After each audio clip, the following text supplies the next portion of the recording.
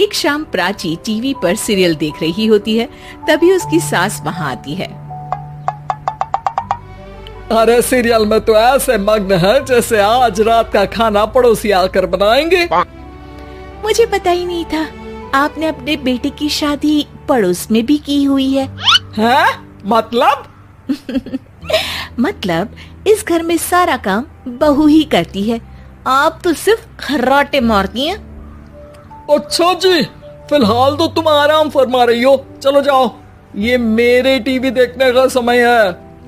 आहा, इसीलिए मुझे भगाया जा रहा है। सॉरी, अब तो बिल्कुल नहीं जाऊंगी।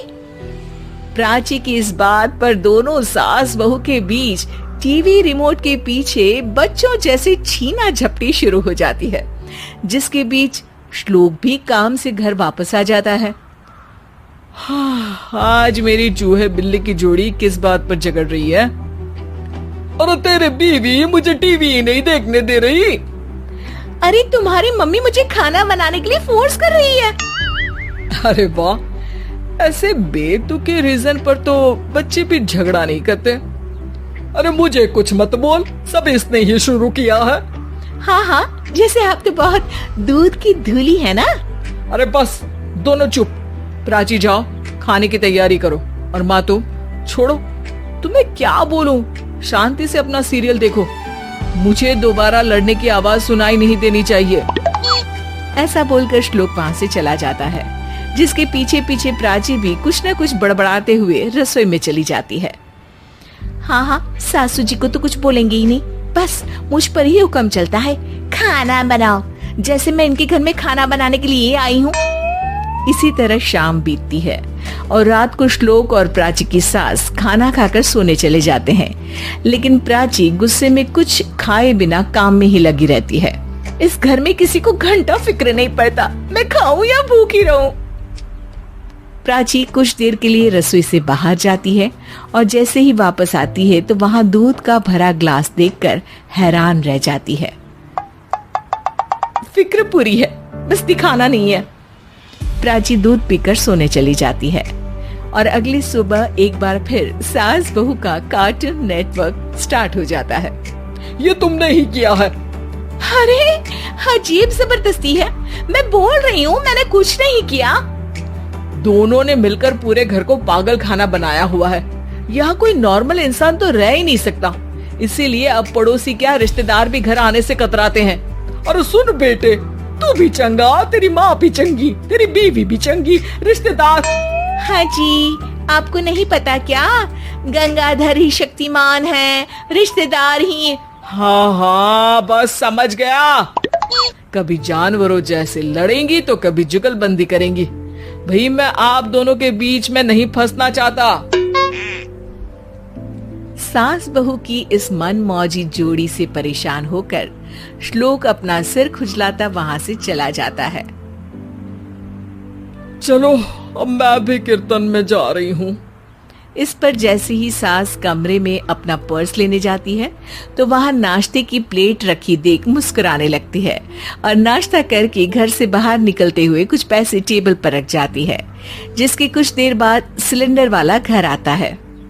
ओ मोरी मैया, मैं सिलेंडर के बारे में तो बिल्कुल भूल ही गई थी। घर खर्च के सारे पैसे भी मम्मी के पास है और श्लोक से बोला तो उल्टा 4 बात सुनाएंगे।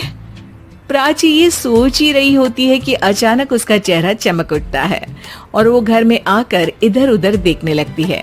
तभी उसकी नजर टेबल पर रखे पैसों पर पड़ती है, जिन्हें वो सिलेंडर वाले को दे देती है। ये सब श्लोक देख लेता है।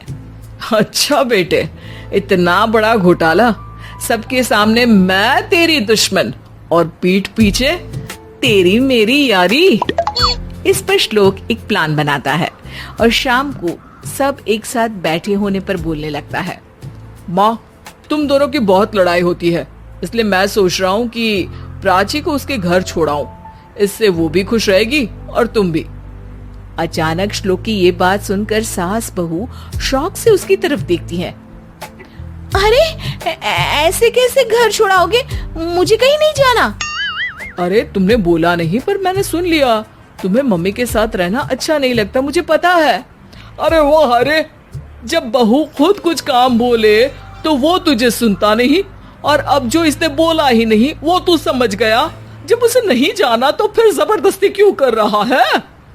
अच्छा, फिर आपको मौसी के घर छोड़ाता हूँ।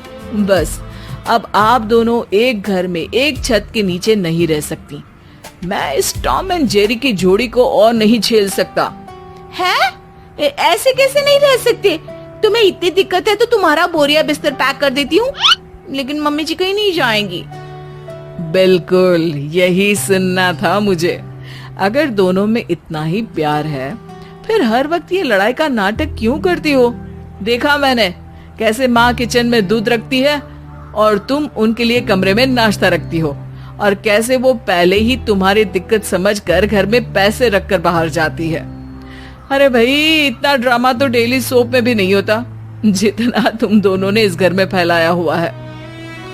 तू हमें टॉम एंड जेरी बोलता है ना, तो याद कर वो दोनों भी एक दूसरे को बाहर वालों की बुरी नजर से बचाने के लिए हमेशा सबके सामने लड़ते थे, लेकिन अकेले में दिक्कत के समय मदद भी तो करते थे। बस हमारा रिश्ता भी कुछ ऐसा ही है। और वैसे भी अगर सास बहू में तू मैं नहीं होती तो दुनिया वालों को कहानियां कैसे मिलेंगी?